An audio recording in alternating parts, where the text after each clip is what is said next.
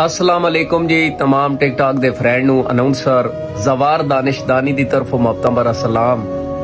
आज दी एक और बड़ी खूबसूरत वीडियो बिरावां दे पेश नज़र। उम्मीद करसां अगर पूरी वीडियो मुकम्मल विखेसो ते बड़ी चाह सौसी ते कमेंट करके तुसां दसना भी है।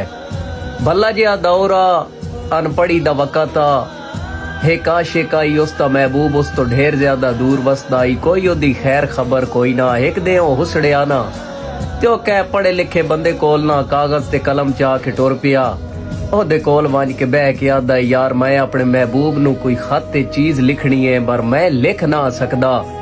तैन मैं लिखवाइना तू लिख खत ओदेदार उस आख्या अच्छा लिखवा तू के लिखवाना है ओ आशिक आदा है लिख खत दिल बार उनवान हिजर उत्ते जिगर ते बल्दियां भाई लिख लिख तंग गुजरान गरीबां दी किदे रुज गया वक़्त दा साई लिख और एडा जुल्म गरीब ता कोई ना कीता जेडियां दितियां नी सख्त सजाई लिख है माता रा साई सजन नाराज होवेन ए कट चा सिर्फ दुआई लिख ए खत जदों दे महबूब तक पहुंचदा है ना त्यो विखेंदा है ओदा खत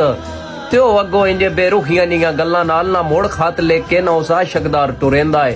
ਉਹ ਜਦੋਂ ਉਹ ਲਿਖ ਕੇ ਟੁਰੇਂਦਾ ਹੈ ਨਾ ਤੋਂ ਅਨਪੜ੍ਹ ਆਸ਼ਿਕ ਵਾਤੋਸ ਪੜੇ ਹੋਏ ਲਿਖੇ ਬੰਦੇ ਕੋ ਲਾਉਂਦਾ ਹੈ ਤੂੰ ਨਾਦਾ ਯਾਰ ਇਹ ਪੜ ਕੇ ਦੱਸੇ ਕਿ ਲਿਖਿਆ ਉਸ ਆ ਕਿਉਂ ਉਸ ਤੇ ਨਫ਼ਰਤ ਬਿਆਨ ਕੀਤੀ ਗਈ ਤਲਖੀਆਂ ਬਿਆਨ ਕੀਤੀਆਂ ਸੂ ਉੱਥੇ ਨਾ ਹਾਏ ਮਸਕੀਨ ਰੋ ਪਾਦਾ ਆ ਦੱਸ ਨਾ ਯਾ ਦਿਲ ਤਾਂ ਬੇਸ਼ੱਕ ਨਾ ਲਿਖਿਆ ਓਏ ਖਤ ਸਜਣ ਜਰੀਟਣਾ ਨਾਇਆ वत लिख दिया वारी अखियां नू नफरत तो मीटना नाया मेरे मान नू फरक दे कड़ियां ते बेजुर्म घसीटना नाया हथी दर जो कुछ नू दे सकदा